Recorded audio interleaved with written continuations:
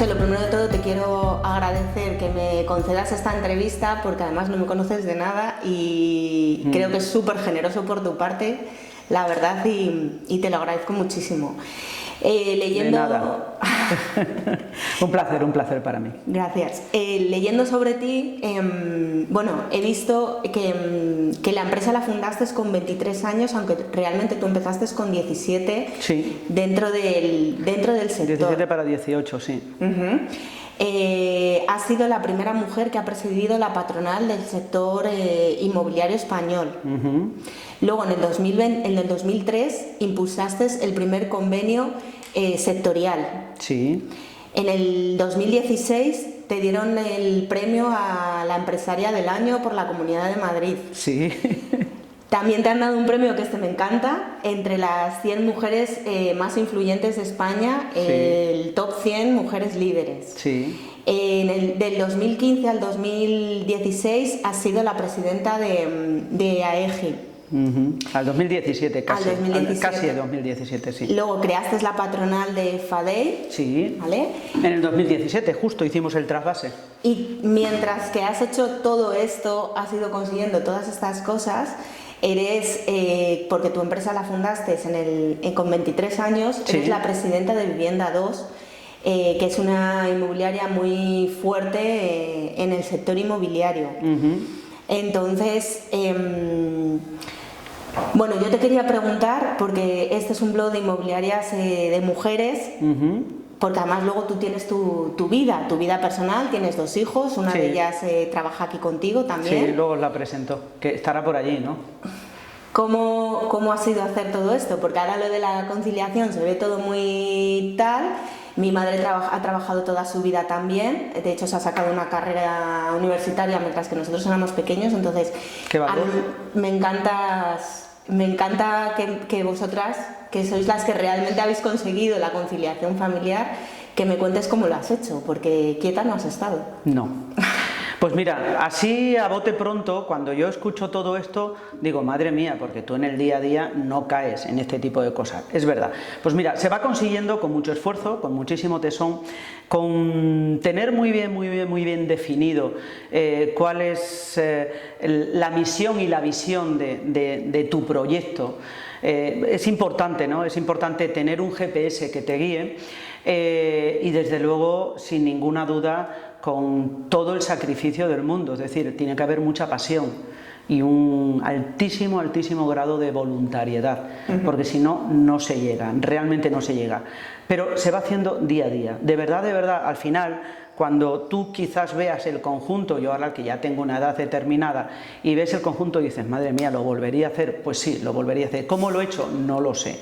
Como la mayoría de las mujeres de mi generación que hemos tenido que apechugar con las que han trabajado en casa y las que han trabajado fuera de casa, porque no es baladí tampoco el trabajo de una familia, la crianza de unos hijos, ¿no? Pero las que hemos tenido crianza de hijos, familia y además tener que trabajar en casa contra viento y marea y la sociedad, pues sí que es verdad que ha sido realmente duro. Lo que pasa es que, bueno, esto va sucediendo al cabo de las horas, al cabo de los minutos, las horas, los días, los años, y se consigue con mucho esfuerzo, con mucho tesón, con mucha resiliencia, con muchísima capacidad de resistencia frente a la adversidad, porque la adversidad existe, esto no es un camino de rosas, ni muchísimo menos. Además, cuando tú empezaste, que yo ayer lo hablaba en la entrevista, tú sí estabas de lleno en un mundo de hombres, porque sí, el sector inmobiliario hasta hace 2 días, ahora es verdad que 5 de cada 10 mujeres Tremendo. Son agentes inmobiliarios, pero cuando tú empezaste yo creo que estarías tú y 3 más. Pues mira, te voy a decir tu propia empresa. que dentro del sector inmobiliario como tal, a la vez estábamos Lourdes Fuentes con Roan y María José Corrales con Vivienda 2. No había nadie más en Madrid. A ver, a lo mejor sí que es verdad que podía haber alguna empresaria pequeña, que me perdone si no lo menciono, que a lo mejor no tal, pero así de relevancia de empresas más grandes, sí. Y sí, en un mundo de hombres, sí. Pero te voy a decir que lo pasaban tan mal ellos como nosotras, ¿eh?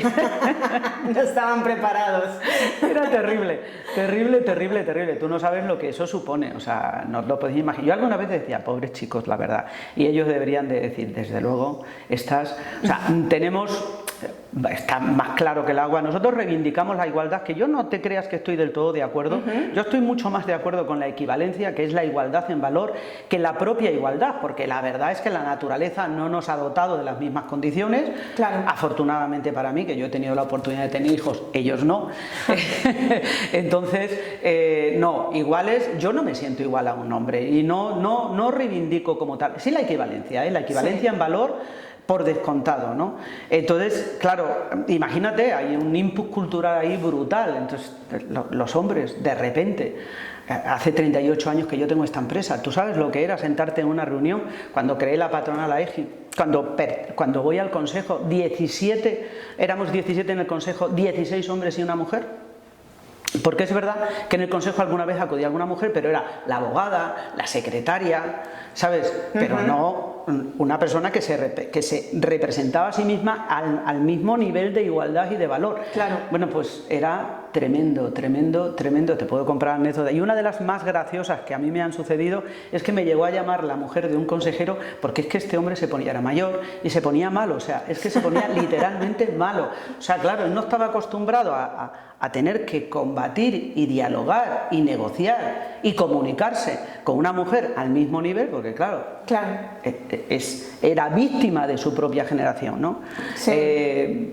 Y él pues tenía a su mujer en casa, que cuando llegaba le ponía las zapatillas, la mujer pues oye, pues este hombre era un constructor potente y tal y no sé qué, y bueno, pues la mujer estaba cuidándolo, estaba dedicada a cuidarle a él. Claro, y a decir, pues me imagino que sí, Juana. Y recuerdo que una vez me llamó esta mujer y me decía, ay María José, por favor, mira a ver si puedes comportarte de otra manera en el consejo, porque es que mi marido viene y se pone malo, de verdad que se pone malo. Yo me reí, nunca lo olvidaré. Hay ahí detrás de esto hay cariño, ya os lo digo yo, hay cariño. Al final ellos son tan víctimas como nosotros. Lo cierto es que son víctimas de una cultura inapropiada. Y que yo creo que en algunos casos también nosotros hemos, sin quererlo, sin ser conscientes quizás de ello, hemos colaborado para que eso sea así, ¿no? Yo me alegro mucho porque yo creo que poquito a poquito las nuevas generaciones, la sucesión de generaciones han ido limando todas esas diferencias, y aunque aún existen, porque aún existen, yo creo que ya son muy bajas, pero en aquel momento era duro para nosotras y para ellos, y ya te puedo asegurar que también para ellos. Sí, porque las que estábamos ahí éramos mujeres con un par de tacones. Hombre, me ha gustado mucho. Sí. Muy bien dicho. Sí. Leyendo sobre ti y un poco también viniendo por cuando creasteis la patronal, hay una frase que dice: yo quería crear una empresa, no un simple negocio. Hay una diferencia sutil. El negocio está solo para ganar dinero. Si va mal, se cierra y a otra cosa. La empresa se fundamenta en dar un servicio cualificado, repartir beneficios y en convertir lo que antes era un oficio de paso en una profesión. Mi pregunta es, que hemos estado antes de empezar la entrevista, ¿tú crees que si nosotros, los agentes inmobiliarios, nos transformáramos y en vez de decir tengo una agencia, dijéramos tengo una empresa inmobiliaria, se llegaría a conseguir esa profesionalización? Porque realmente yo creo que cuando tú dices tengo una empresa, se mira todo como desde otro foco, ¿no? Además una empresa mentalmente es como algo grande. Bueno, varias cosas. La primera, que te voy a hacer una pequeña corrección que antes no me he dado cuenta, y es no repartir, sino promover beneficios. O sea, el concepto empresa y concepto negocio, que es algo que no es mío, sino es un concepto que está ahí y que de hecho la propia etimología del concepto lo define claramente. Mira, negocio es ocio, es decir, negación al ocio. Es decir, y empresa es imprenta, o sea, el negocio tiene el origen, la palabra negocio tiene origen de Grecia, griego, y empresa igualmente. Entonces, empresa es acción de imprimir. Es decir, hay un concepto ahí que está claramente definido, que está metido dentro del ADN de la propia palabra, ¿no? Un negocio es algo que lógicamente pertenece al área del emprendimiento. Tú inviertes un dinero, inviertes un tiempo y obviamente se crea para ganar. Y ese es el objetivo. Y dices, ¿eso es ilícito? No, en absoluto, eso es lícito. Lo que ocurre que el concepto empresa, que tiene más o menos la misma intención, pero hay unas diferencias pequeñas. Una empresa se monta para dar a ganar a otros. Es decir, digamos que el fin es el que cambia. Cuando tú vuelcas todos tus objetivos en promover beneficio y utilidad a aquel que va a usar tus servicios, lo que sucede es ese milagro que se ve en otros sectores y muy poquito en el nuestro, ¿no? Y es que tienes esos proyectos, se van convirtiendo en proyectos sólidos, se van construyendo empresas y van surcando generaciones. Y ahí tienes a proyectos que llevan, pues eso, en mi caso 38 años, gente que lleva 100, gente que lleva 50 en otros sectores. En nuestro sector hay realmente muy poco de eso. ¿Qué nos pasa? Nosotros somos un sector basado fundamentalmente en la concepción de negocio. Hay 3 pilares en los que nos apoyamos que tienen que cambiar. Olfato, improvisación y suerte tiene que estar cambiado de antemano, ¿entiendes? Porque tú no puedes emprender con esa base, con esa falta de solidez. Generalmente en nuestro sector lo que se monta son negocios, la mayoría a las sombras de momentos de mudanza, ¿de acuerdo?, con una base formativa y de cualificación muy endeble, muy baja, por no decir casi nula, ¿de acuerdo? Y es que no tiene posibilidad de durar. ¿De acuerdo? Es imposible. ¿Qué ocurre? Pues que una vez que se pasa el momento de bonanza, pues se cierra, se ha creado algo, ¿entiendes? Eso es un poco como decir, compro un huerto para una cosecha. Bueno, pues lo que dure, lo que me dure, ¿no? La calidad de la tierra y tal, y con el menor trabajo posible. Yo todos los años cojo, siembro, así de cualquier manera, y bueno, si me da una cosecha, fantástico. Es diferente a que tú compres un huerto y te lo tengas que currar, lo tengas que abonar, lo tengas que regar, tengas que estar pendiente, tengas que hacer un trabajo. O sea, es distinto. En el momento que tu objetivo es promover beneficio y utilidad al consumidor, lo que hace el consumidor, lo que hacemos los consumidores, es devolver eso a la empresa. ¿Qué hacemos nosotros cuando nos encontramos con un profesional de verdad que nos ha satisfecho en nuestras necesidades? Volvemos y lo recomendamos. Sí. Está claro, ¿no? Entonces, ¿qué ha hecho ese profesional? ¿No ha ganado dinero? Claro que ha ganado dinero. Es decir, las empresas no son ONGs. Por supuesto que estamos aquí para conseguir beneficio. Lo que ocurre es que la misión está definida en otra dirección. El objetivo es promover beneficio y utilidad. Y para, de verdad, tú poder montar un proyecto empresa, hay un concepto que es realmente determinante y es el aprender a perder. Porque, de verdad, un empresario tiene que aprender, tiene que entrenar la pérdida. Porque esto no es todo ganar. Y quien diga eso es mentira. ¿Entiendes? Esto es sacrificio, esto son muchas crisis, esto son muchas veces que te has quedado. Yo he llegado a tener que vender casa, mi propia casa, para poder subsistir, ¿entiendes? Es decir, que esto no es un tema de decir, ay, qué bien, ahora qué éxito, mira cuántos premios y tal. Por supuesto que se agradece, por descontado que sí, y por supuesto llegar al final o a un punto ya álgido de la trayectoria de tu vida y que se te reconozca es algo verdaderamente reconfortante y motivante, pero esto no ha sido un valle de rosas, esto ha sido ni para mí ni para nadie, que tiene un proyecto de por medio. Esto han sido, pues eso, mucho sacrificio, mucho esfuerzo, muchas, más de una lágrima, muchas lágrimas, mucho riesgo también en un momento determinado, mucho apretar el estómago y decir, pues hay que hacerlo, pues hay que hacerlo. Que salga el sol por donde quiera. O sea, yo recuerdo en la crisis del 2008, me parece que fue, a mí me pilló con 2 locales abriendo. Yo recuerdo que estábamos terminando de cerrar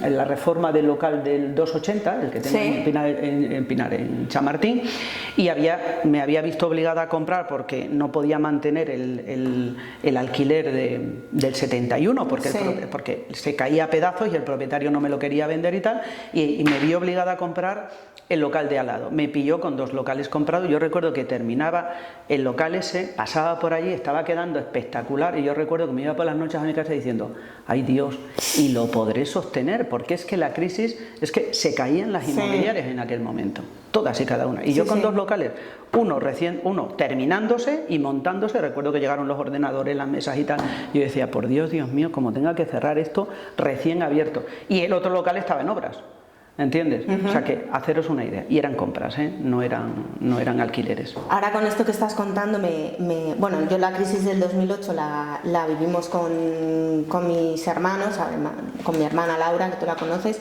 pero por ejemplo ahora en el COVID, cuando pasó todo, a mí me decían, echa a la gente, frena, porque no sabes... Y yo me acuerdo con esto que estás contando, que yo además ahí había empezado un proyecto de marketing con una persona, y entonces me dijo, ¿lo frenamos? Y yo le dije, no. Digo, porque esto va a terminar, y cuando termine, si lo freno ahora, luego voy a tener que empezarlo. Claro. Si lo continúo, cuando termine esto y podamos volver a salir a la calle, yo esto ya lo tendré en marcha. Claro. Y los agentes ya los tendré en marcha. Si no, pues tienes que empezar otra vez a formar a la gente, y entonces es mucho peor.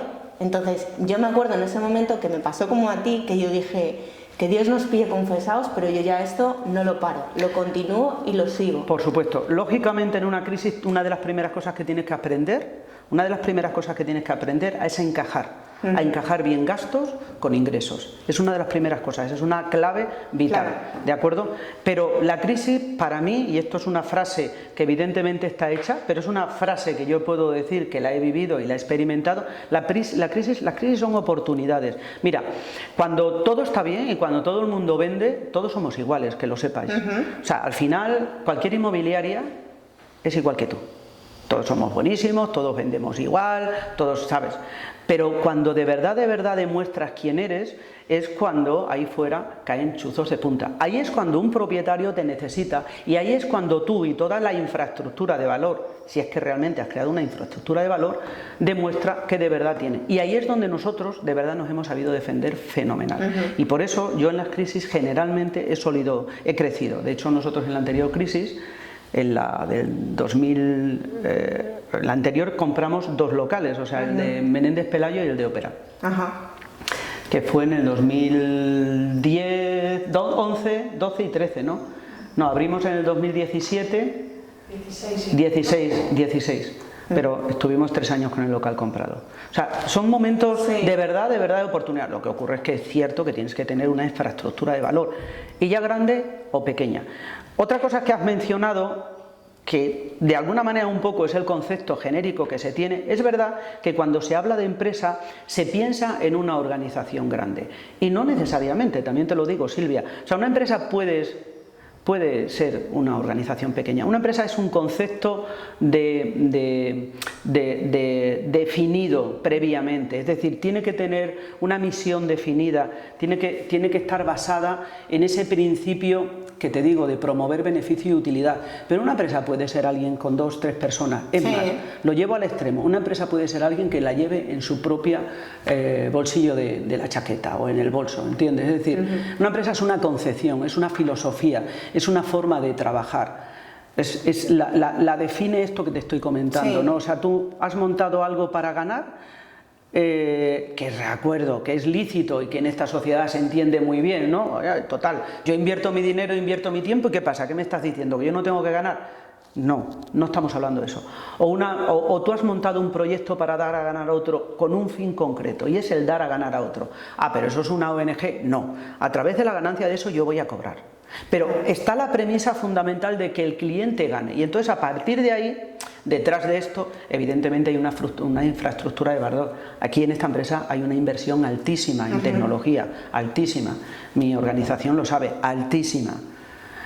Probablemente mis beneficios empresariales sean muy inferiores, más inferiores que los beneficios en general, pero hay un beneficio que es exponencial y que es para mí determinante, ¿no? Y es que, por ejemplo, tenemos cerca ya de las 2000 reseñas en Google, somos la empresa recomendada por Google. Es decir, hay una satisfacción, el 60%, lo digo delante de Teresa, que es la que maneja también, está en marketing y maneja las estadísticas, y sabe que no miento porque son ellos quienes lo sacan, me parece que el año pasado era el 60% de las operaciones que son de clientes que han venido a la empresa a dejarnos los inmuebles o a comprar el inmueble, ¿entiendes? Es decir, eso es un beneficio que en el medio largo plazo es lo que hace que tú surcas esas generaciones, que tú puedas crear ese futuro, que tú puedas proyectar exponencialmente ese proyecto más allá. Por eso, al final, una empresa es cierto que termina siendo grande.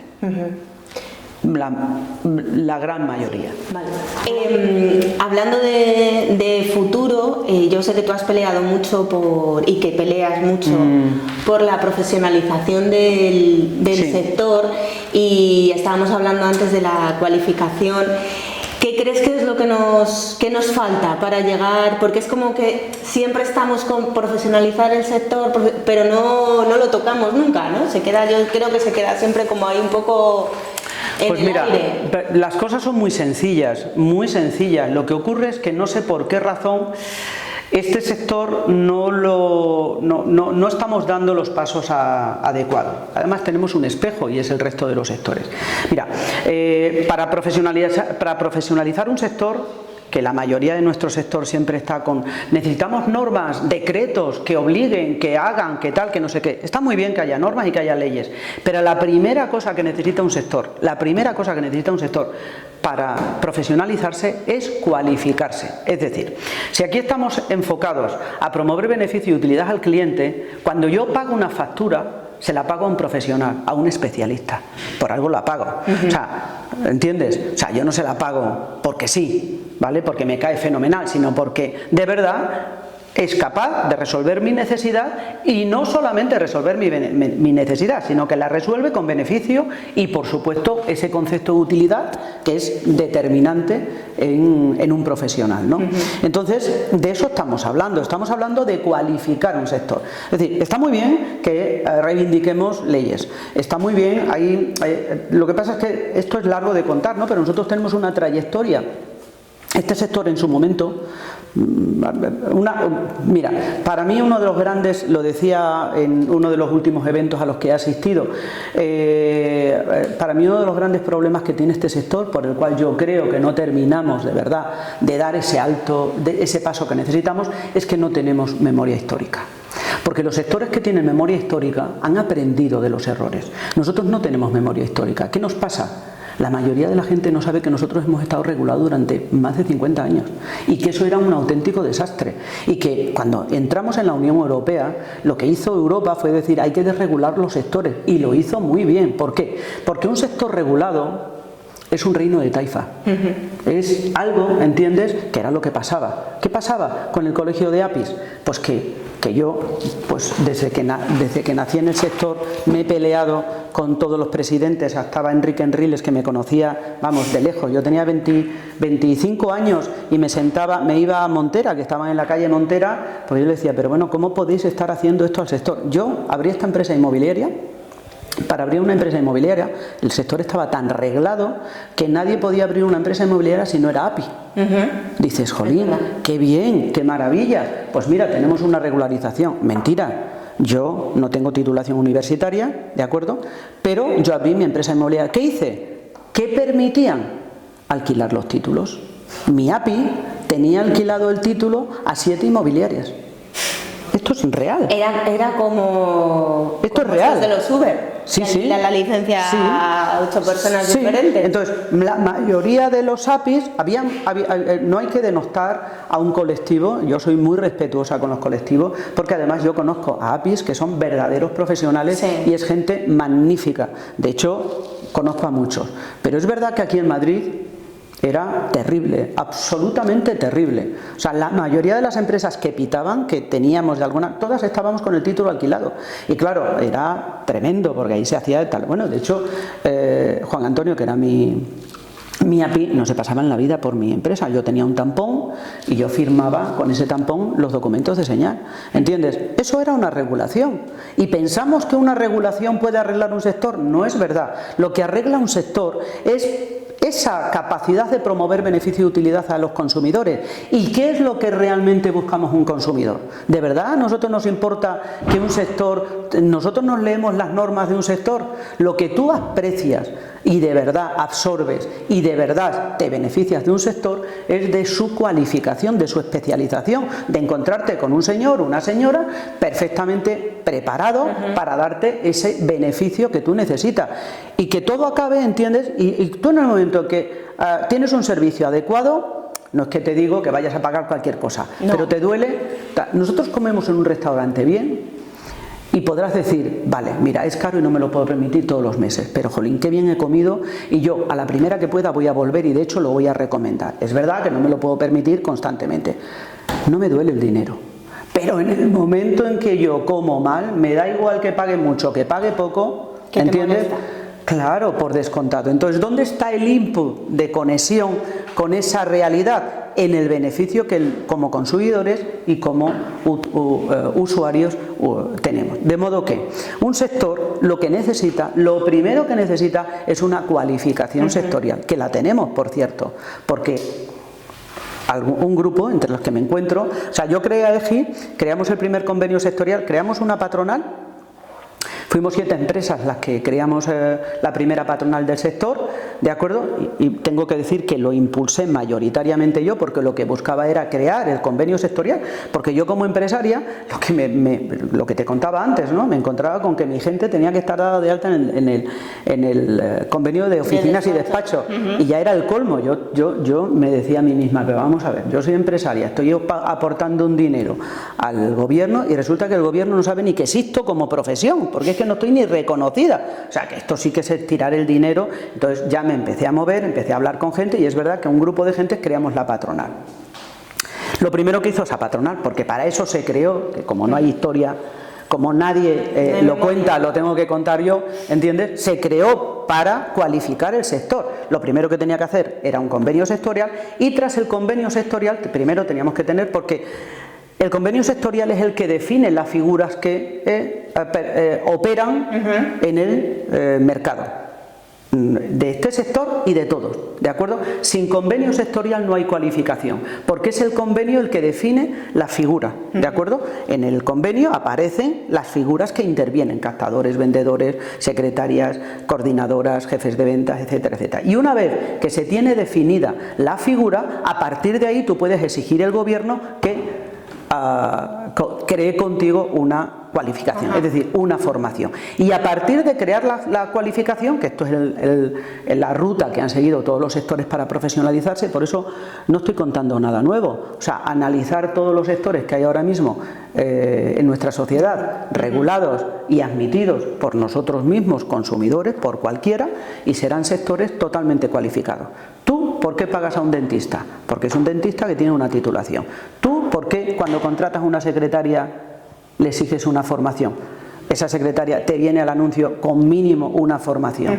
Hombre, tú pagas en función de lo que, ¿entiendes? De la formación, de la cualificación que tiene el individuo. A ti no se te pasa por la cabeza decir, voy a poner un anuncio de secretaria y que me venga la camarera de al lado. Que todos mis respetos hacia la camarera, que sea una especialista en su área, pero evidentemente no la voy a pagar no la voy a dar una nómina de secretaria si su especialización es servir cafés y copas. ¿Entiendes? Entonces, eso es lo que nos falta. Nos falta poner en marcha la cualificación, ponerla en marcha en las estructuras de educación estatal que tienen nuestros gobiernos y nuestras instituciones incorporados en nuestra sociedad. Esto es, deberíamos de estar ya en la formación profesional hace ya muchos años, porque tenemos cualificación, que por cierto hay que actualizarla, porque desde que se creó, que por cierto la podéis buscar en el BOE, está definida. Mirar cualificación sectorial, se creó en el 2011, ¿de acuerdo? Y tenemos un certificado de profesionalidad, que fue lo que dio tiempo. Luego estuvo la terrible crisis del 2013 y todo eso se paró. Empezamos a retomarlo, había que haberlo retomado en el 2017 cuando se creó FADEI, pero no se ha hecho. ¿De acuerdo? Sí, A mí lo de, además, por ejemplo, lo de que estuviera en formación profesional, yo creo que sería sobre todo ideal, por lo que te estaba comentando necesario, antes, Silvia. Sí, claro, porque necesario, imprescindible. Hay muchas personas, hay muchos jóvenes que terminan de estudiar y no saben muy bien a qué dedicarse. La formación profesional de este país es el generador de profesiones. De hecho, ahora mismo Europa, ¿qué ha pasado? Está fomentando otra vez, porque hubo una época que estudiar formación profesional estaba denostado. Era como... Yo lo he estudiado, pero era como para desechos. Sí, como que has estudiado formación profesional, la gente te miraba como... Dale. Esto ha cambiado y te voy a decir por qué. Porque la experiencia ha demostrado, la experiencia ha demostrado que una titulación sin una cualificación adecuada, es decir, sin una formación adecuada, no vale para nada. A mí me importa 3 narices que tú tengas 3 títulos y luego resulta que eres un negado, ¿entiendes?, en el ámbito en el que te tienes que desarrollar. La formación profesional, los propios empresarios a nivel mundial, y especialmente a nivel Europa, hemos dicho a los gobiernos, oiga, que queremos gente que nos venga con bagaje. Claro. ¿Qué tiene la formación profesional? La formación profesional tiene prestigio. Ahora, ¿por qué? Porque unen 2 cosas que son vitales, y una es la práctica y la otra es la formación. Es decir, es una cualificación que viene mucho más formada, y de hecho yo creo que la estructura universitaria tiene que dar un cambio, de hecho ya está dando un giro. Ya está cambiando. Ya está dando un giro importante. Ya está dando un giro importante. Ya está cambiando, pero bueno, todavía le queda un trabajito extra, pero sí. Ahora es al contrario, o sea, tú te vienes con un grado 3, un certificado de profesionalidad de grado 3 o una titulación de formación profesional de un grado 3, y eso, vamos, es que además ya es ocupar... O sea, por supuesto, estudiar una carrera universitaria tiene su mérito. Ninguna duda. Pero es verdad que cuando la gente ha estudiado formación profesional se nota mucho, tienen otra actividad, otro instinto, digamos, ¿no? Sí. Porque además, es lo que te digo, yo lo estudié y te enseñan otras cosas que estás preparado perfectamente para el mundo laboral. Es que tiene una combinación de práctica y teoría. Y está exento de esa pátina de ego y de orgullo, ¿entiendes? Que no es necesario, porque lo que realmente nos vale en el mundo laboral es que tú seas capaz de desarrollar el trabajo con eficacia, ¿no? Con eficiencia, ¿no? Más que eficacia, eficiencia, ¿no? Es que realmente es así, ¿no? Sí. Entonces, pues la experiencia ha demostrado que las titulaciones universitarias, tal y como están concebidas, que por eso tienen que cambiar, pues es cierto que hay un individuo ahí que tiene una titulación, pero es verdad que cuando tú coges a una persona recién salida de la universidad, pues es como coger a un niño y tienes que enseñarle a andar. Sí, fundamental. Una cosa es la teoría y otra cosa es la práctica. Que no tiene nada que ver. Realmente una cualificación como tal, o sea, cuando hablamos de cualificación se diferencia porque una cualificación tiene ese input de práctica, es decir, una cualificación es aquel que está cualificado para realizar y tiene unidas las 2 partes, conoce teoría y conoce práctica. Eso es una persona cualificada, ¿vale? Sí. Y una persona titulada es otra cosa. Por eso cuando la gente se confunde, porque realmente en el sector de esto se sabe cero es cero, ¿no? Pero la gente cuando habla de formación, de cualificación y de titulación, no se da cuenta de que estamos hablando de cosas diferentes, totalmente distintas, ¿vale? O sea, los sectores que de verdad nosotros usamos a diario y que tenemos reconocidos como sociedad son sectores mayoritariamente cualificados. Una pregunta que te quería, que antes lo estábamos hablando, bueno, el otro día a mí me hicieron una pregunta que es ¿cómo puedes...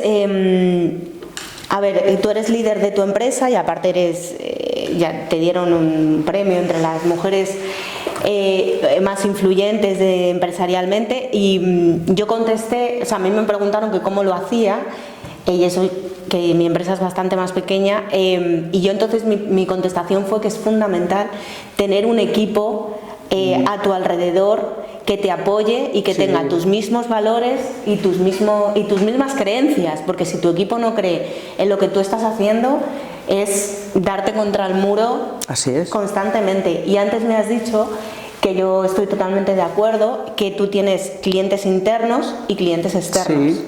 Sí. Me gustaría un poco saber tu visión sobre... Claro, eso va unido a ese concepto empresarial que te digo, ¿no? O sea, normalmente de los clientes internos casi nunca se habla, ¿de acuerdo? Estamos hablando del personal que te acompaña en el proyecto, porque yo no estoy aquí porque sea una superwoman, yo soy una persona normal, ¿entiendes? Con una capacidad X, que todavía no me la he evaluado, ni falta que me hace, ¿de acuerdo? Porque yo creo que las personas, per se, cada una de nosotros, ¿entiendes?, tiene un valor por sí misma. Puede ser que yo tenga unas habilidades para algunas cosas y sobresalga, pero no soy menos ni más que la otra, que a lo mejor no tiene mi posición, pero que tiene otras habilidades, ¿entiendes?, que me superan a mí, ¿de acuerdo? Entonces, estamos hablando de personas. Entonces, algo muy importante en un concepto empresarial es pensar en eso. Pensar es extender la filosofía de dentro para afuera. De hecho, fijaros que para mí lo más importante que se hace en una empresa es aquello que no se ve. Y esto es una frase que es llamativa, ¿no? Porque de verdad dices, ¿de qué me estás hablando? Pues te estoy hablando de todo lo que hay dentro de una organización, de cómo tú eres capaz, ¿entiendes?, de consolidar un proyecto. No lo hace nunca la persona que está registrada como dueño o como administrador único o como socio, lo hace el equipo, ¿de acuerdo? Y para eso tú tienes que aprender a algo que es realmente complicadísimo, que es a delegar. ¿Vale? O sea, primero tienes que tener muy claro el qué, el cómo y el por qué, porque si no lo tienes tú claro no lo vas a poder comunicar a los demás. Por lo tanto, es muy determinante que tú tengas definida la misión, la visión y la visión de tu proyecto y por descontado tengas muy enganchado los valores de tu proyecto, los tengas también igualmente muy definidos. Eso se traslada al exterior. ¿De acuerdo? De ahí, o sea, es decir, se empieza de dentro para afuera. ¿De acuerdo? Está la selección. Las personas que te acompañan en un proyecto son determinantes, absolutamente determinantes. O sea, es una inversión continua y constante. De ahí que yo, cuando nací con este proyecto, mientras todo mi sector, en aquel momento, hace 38 años, no se pensaba en dar un sueldo fijo, yo no concebía otra cosa. Si tú vas a exigir a alguien, tienes que primero dar. O sea, hay un concepto que es ofrecer antes que pedir. Yo estoy de acuerdo. Que es determinante. O sea, tú no puedes exigir a nadie si antes no das. Luego ya podemos estar de acuerdo en que das más o das menos, eso ya será discutible, ¿no? Pero por lo menos tienes que empezar dando, ¿no? Y a partir de ahí tendrás capacidad de ofrecer. Eso se extiende también a los clientes, ¿eh? O sea, si tú no das a un cliente, ¿qué ofreces? ¿Entiendes? O sea, si tú no ofreces, ¿qué puedes exigir que te dé, ¿no? ¿De acuerdo? Entonces, estas son cosas muy importantes. Está el concepto de delegar, que es un concepto terriblemente complicado y complejo, verdaderamente complejo, que sí que es verdad que da para mucho, ¿no?, en una conversación, ¿no? Porque hay dos partes en una delegación que son tan perfectamente definidas. Una cosa es delegar el trabajo y otra cosa es delegar la responsabilidad, y son dos etapas que hay que saber diferenciar, ¿vale? O sea, está la etapa de en un proyecto tienes la etapa de la selección, la etapa de la formación, la etapa de la delegación, ¿no? Para que esas personas puedan estar indexadas en tu proyecto, de acuerdo con esos principios, esa ética, esos valores y esa filosofía. O sea, si solamente el conductor del tren sabe dónde va y no lo saben los pasajeros de atrás, imposible. Ese tren, ¿entiendes?, no tiene destino. Yo no sé si por lo que dices entiendo que sí, pero bueno, como a mí me encanta aprender de las personas, yo una cosa que hago en mi empresa es contar siempre todo lo que voy a hacer. O sea, siempre les cuentas. De hecho, hay a veces que se lo cuento casi antes a ellos que a mi propia familia, y contarles siempre para que ellos estén totalmente informados de qué dirección va a ir la empresa. Creo que eso es importante. Mira, Teresa y Fernando, conjuntamente con Patricia, se ocupan de la comunicación en la empresa y estamos de continuo. Ellos son los encargados de esa comunicación, o sea, ese eslabón, o sea, tú la empresa la puedes tener compartimentada, pero tiene que existir eslabones entre los compartimentos, es decir, no puede haber desconexión en ningún momento. Que todos, absolutamente, que todos sepan de todos. Nosotros todos los días mandamos cada agente, cada persona, y yo incluso, por ejemplo ayer les dije, mira, me voy a un networking que me han invitado, ya he terminado, y todos los días todos contamos qué es lo que hemos hecho durante todo el día. Bueno, yo creo que es fundamental. ¿Tienes un equipo de cuántas personas? Nosotros somos, con los 4 socios, somos 15 personas. Bueno, nosotros somos un equipo de diferentes. 60 y algunos, y tenemos la empresa muy compartimentada, pero es cierto que, o sea, que es muy importante la comunicación para nosotros. Hay un departamento de marketing que lo ocupan Fernando y Patricia y Teresa, que Teresa está presente aquí, y la verdad que tiene una estructura de comunicación y la están mejorando muchísimo. Yo estoy encantadísima. Conjunto, o sea, hacen un equipazo, los tres, Patricia, Fernando y ahora mismo están con un montón de proyectos entre manos, porque ellos se ocupan de todo el área de estadística, lo tienen muy compartimentado, ¿no? Se ocupan de todo el área de estadística, se ocupan de la comunicación de la empresa, se ocupan de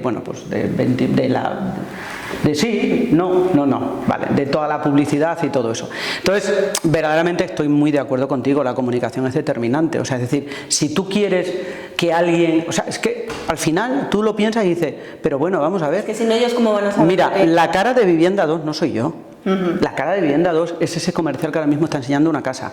Es Teresa, que está hablando con un proveedor. Es Fernando, que está hablando con no sé quién. Es el captador, que ahora mismo está captando una vivienda con un propietario. O sea, esa es la cara de Vivienda 2, no soy yo. Sí. Yo estoy aquí hablando contigo, pero mayoritariamente en el día a día la cara de Vivienda 2 no soy yo. ¿Vale? Sí, es que yo... Por eso sí que es importante que cuando tú creas un proyecto, ese proceso de delegación siga los pasos adecuados y seas capaz de discernir en qué momento la persona está preparada, o sea, porque hay pasos, ¿no? Hay pasos que se tienen que ir María José, con esta vida que tú llevas, que hemos estado hablando y todo, y lo activa que eres profesionalmente, pero tienes que tener un hobby o un momento en el que digas, esto es para mí, o con lo que tu mente se distraiga, porque yo creo que es algo imprescindible. No podemos estar 24 horas al día, aunque te encante y te apasione tu trabajo, pero siempre necesitas una vía de escape. ¿Cuál es tu hobby? Pues mira, el deporte. O sea, yo creo que sin el deporte yo no hubiera sobrevivido, sinceramente. O sea, es verdad que hasta que tú crías a tus hijos, pues estás muy atada a la rutina del día a día, es el trabajo, la casa. Había un momento determinado en que mi nivel de estrés me superó y francamente lo pasé mal. Entonces, porque yo fumaba, tomaba café, eres joven y te cuidas relativamente. Y a partir de ahí me empecé a cuidar, dejé el tabaco, empecé a hacer deporte, y el deporte es una de mis válvulas de escape y también de mis pasiones. O sea, y dentro del deporte, por ejemplo, esquiar me encanta, el golf ahora, llevo un tiempo jugando al golf, unos 10 años aproximadamente, a montar en bici. He tenido etapas en mi vida de hacerme rutas de 70 y 80 kilómetros. O sea, yo soy de las personas que en momentos determinados he terminado una jornada de trabajo y he tenido que ir a mi casa a ponerme las zapatillas y salir a correr para desestresarme. Es decir, el hobby para mí, el deporte para mí es un hobby, y dentro del deporte evidentemente, y la lectura. Me encanta leer, o sea, siempre tengo un libro abierto, siempre. O sea, es difícil que yo no tenga un libro en la mesilla de noche, porque para mí es determinante, o sea, es lo que me ayuda a evadirme. ¿Vale? Yo tengo dos tipos de... Yo digo que en el día a día tienes que tener dos tipos de libros. Los libros reseteadores, digamos, que son estos libros, pues por ejemplo del sector, o de pues muchos de libros de autoayuda, A mí hay uno que me encantó y que me cambió mucho la forma de pensar, que se llama El poder de la hora. Y luego tienes que tener libros de desconexión. Y yo estos libros, pues novelas Que yo eso es...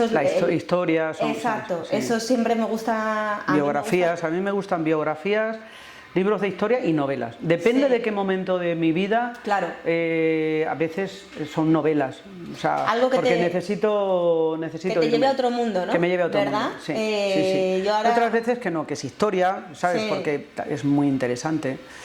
Pero los libros de historia igual, te llevan a otro lugar. A mí me gusta mucho porque es como que te sacan totalmente... Y la biografía, me encantan las biografías también. De tu día a día y te llevan a... Así es. La lectura es determinante para evadirse, o sea, para mí es incluso, fíjate, la profesional, o sea, yo durante ahora menos, pero durante una etapa de mi vida, yo no me he formado universitariamente hablando, pero tengo que decirte que tengo todos los cursos y todos los másteres del mundo, porque es verdad que hubo un momento de mi vida en el que ya empecé a tener un volumen dentro de la empresa, yo necesitaba aprender otro tipo de cosas, ¿no? Y la verdad que tampoco sé cómo lo he hecho, pero cursos llevo a mis espaldas, nunca del sector. Yo creo que tenemos una formación excesivamente endogámica. Yo no me he creado en el sector, porque no existía, porque en mi época no existía la formación dentro del sector. Entonces yo me he criado, me he formado dentro del sector empresarial, no me he formado dentro del sector inmobiliario. Pero yo creo que es muy bueno, yo ahora mismo que he hecho muchas formaciones dentro del sector, pero por ejemplo ahora estoy haciendo formaciones que no son del sector y me he dado cuenta... Son muy recomendables. Que aparte que te hacen tener una visión mucho más amplia... Amplía el campo de visión, seguro. Y que te ayuda, y que al fin y al cabo es un poco lo que hablamos antes, es que son empresas. Entonces, la empresa da igual qué sector sea, que al fin y al cabo la tienes que dirigir igual. O sea, si no tienes clientes, ya puedes tener un montón de formación y ser muy listo y muy inteligente, que es que si no hay clientes, olvídate. Y eso es una de las cosas que te enseñan en todas las formaciones de diferentes... Yo no me he formado literalmente en el sector inmobiliario, te repito, una porque no existían cursos y ya cuando llegaron mi nivel de formación superaba evidentemente a los que de alguna manera un poco estaban establecidos en el sector, que iban más dirigidos a vendedores, captadores y tal. Hay una absoluta carencia de formación empresarial dentro del sector, porque hay una absoluta carencia de concepto empresarial en el sector. Y eso es una consecuencia terrible, ¿no? que tiene de verdad una repercusión en nuestra imagen, porque no se nos ve como empresas, se nos ve como negocios oportunistas, ¿de acuerdo? Cambiables por cualquiera que pueda ofrecer un poquito menos. Entonces eso es terrible, ¿no? Que el mayor patrimonio de una familia lo dejes en manos de cualquiera, como decíamos anteriormente o como mencionaba, eso es algo como ilógico, ¿no? Dices, pero ¿en qué cabeza cabe? Es como cuando ves en el telediario las operaciones de estética, que se las hacen en cualquier lugar, por ejemplo, y la gente luego dice, ay Dios mío, digo, hombre, es de cajón de pino, ¿no? O sea, claro, vender una casa es algo muy complejo, lleva aparejado un nivel de especialización muy alto. Y luego además vender una casa no es poner un anuncio, ¿vale? Y atender una llamada. O sea, vender una casa es saber, ¿entiendes?, sacarle el mayor valor a esa casa, y eso solamente lo puede hacer un especialista que sabe realmente dónde está. Nosotros tenemos aquí más de 9.000 compradores. Hay veces cuando tenemos un sistema un software propio. Hace muchos años, cuando captábamos las inmuebles y a veces vendíamos, y todavía hoy vendemos en horas a veces, ¿entiendes? El propietario decía, ay Dios, habéis captado muy barata la vivienda. Más de una vez le hemos dicho a un propietario, véngase usted aquí, por favor. Entonces le hemos demostrado que ese cliente lleva con nosotros 8 meses y que ese cliente lleva mantenido por un equipo de vendedores, ¿entiendes? Esperando la vivienda. Que el cliente existía en Vivienda 2, ¿entiendes? Antes de que su casa entrara en el mercado. Que el valor nuestro es mantener esa base de datos activa, ¿entiendes?, para que cuando entre un inmueble nosotros podamos tener una rápida respuesta, porque además sin eso tampoco podríamos captar en exclusiva. Es decir, la exclusiva conlleva un compromiso de calidad de servicio, y ese motivo es por el cual no se capta en exclusiva. Alguna vez he hablado con algún propietario honesto, algún propietario de empresa inmobiliaria honesto, que me ha dicho: María José, pues yo regaño a cada uno que le veo, me conocen todos, digo: ya tienes que migrar. Y dice: pues es que no tengo capacidad para dar respuesta. Entonces, es cierto que si tienes la honestidad de reconocer que no tienes capacidad para dar respuesta, no te comprometas. Porque claro, comprometer a un propietario un mes, me da igual, 2 meses o 15 días, ¿entiendes? Capturar una vivienda sin que tú tengas respuesta, que no significa que la vayas a vender, no estoy hablando de eso, pero sí por lo menos darle respuesta, sí, ¿entiendes? Puede ser, nosotros no todas las exclusivas que captamos las vendemos, ojalá, no, eso no es verdad. Pero sí que es cierto que damos respuesta. Es decir, tienen visitas, tienen movimientos, tienen llamadas, porque si no, no tiene ningún sentido. ¿Qué haces con un inmueble captado para ti, que lo has captado alto de precio? No tiene llamada, porque el comprador ahora mismo el nivel de información que tiene es altísimo. Es altísimo, ¿entiendes? Y en el momento que tú metes un inmueble fuera de precio de mercado, ahí se queda, ¿entiendes? Que es lo que le pasa a los propietarios. O sea, nosotros vendemos muchas veces aquí casas que el propietario o el portero las ha tenido 8 meses a la venta. Pero claro, vamos a ver, o sea, ¿por qué? Pues porque no las han tenido como las tenían que tener, ¿entiendes? Con la calidad de gestión y en el precio adecuado, no en el chollo, porque vender chollos es un concepto muy feo. Es que hoy día ya no tiene razón tampoco de ser. Además, todo el mundo, cuando tú haces una compraventa o intermedias en una compraventa, yo pienso que las 3 partes tienen que estar contentas. O sea, bueno, las 3, el comprador y el vendedor, tienen que estar contentos. El vendedor, el propietario, cómo ha vendido su casa y que ha cubierto todas sus expectativas, y el comprador 3/4 de lo mismo. Claro. Si una persona está vendiendo con la sensación de que algo está perdiendo, yo creo que eso es pues es la idea errónea que se tiene del sector. Es que las inmobiliarias cobran comisiones. Pues es que no tenemos esa concepción.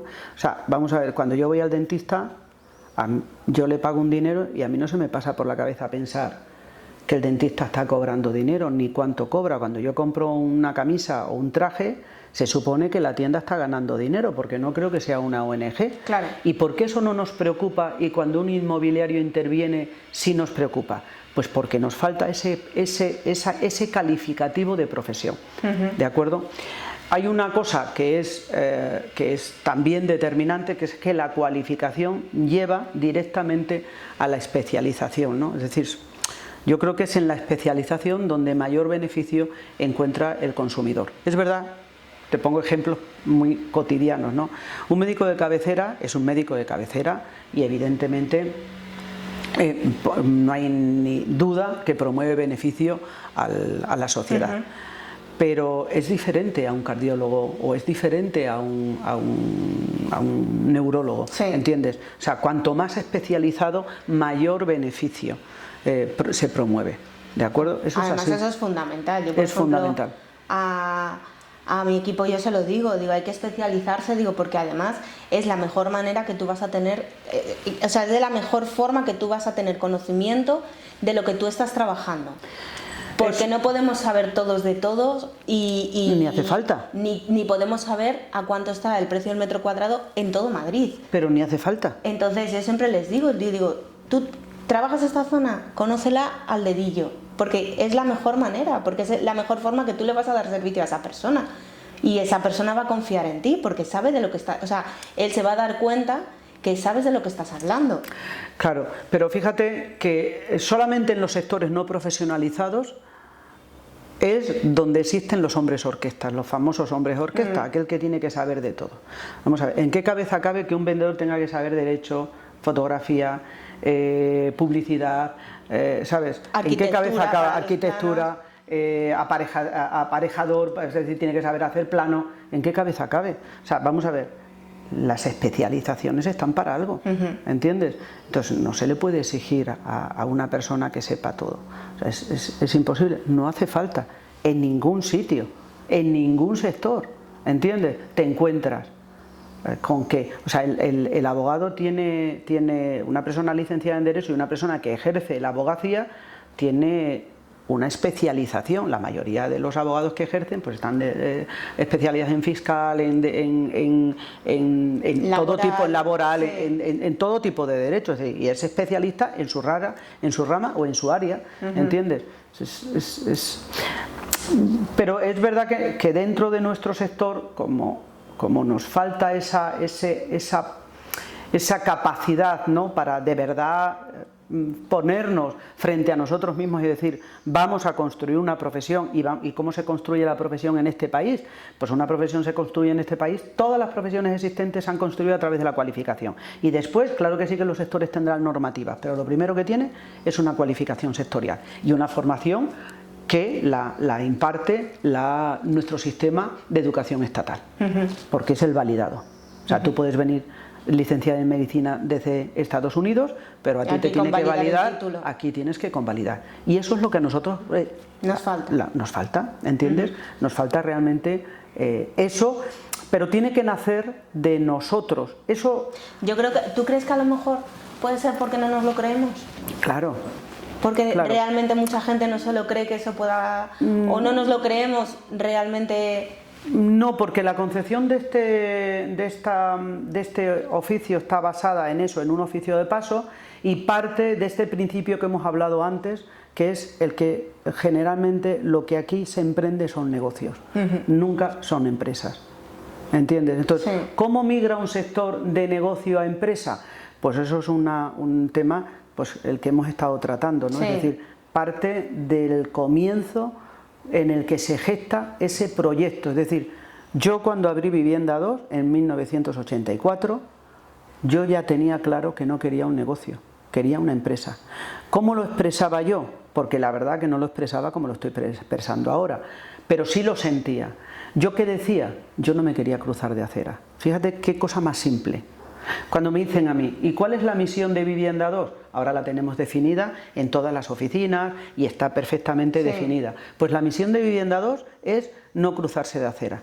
Así fue como nació el concepto empresa en Vivienda 2. ¿Qué significa eso? Significa que yo quería enfrentarme al cliente, hiciera las cosas bien o mal, porque no siempre hemos hecho las cosas bien y no siempre hacemos las cosas bien. En mi empresa se cometen errores exactamente igual que en todas partes, ¿de acuerdo? Pero ser una empresa significa tener capacidad para enfrentarte a eso, a ello, incluso a eso. Es decir, no cruzarse de acera significa que tú veas a un cliente y no tengas que salir corriendo, ¿entiendes? Eso es fundamental. Eso fíjate que eso tiene una carga de intenciones muy fuerte. Para hacer eso tienes que hacer las cosas muy bien.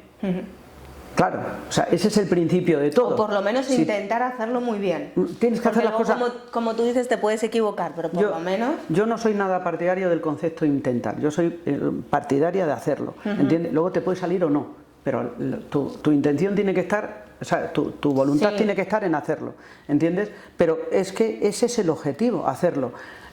Por supuesto, ya te digo que no siempre haces las cosas perfectamente bien. Pero cuando tú tienes esa misión, de alguna manera, que es una misión muy simple, ¿no? Dices, no cruzarte de acera. No cruzarte de acera, esa simpleza, ¿no? Pues esa simpleza es el germen de Vivienda 2. Realmente es nuestro germen. Y yo empecé con 2 personas.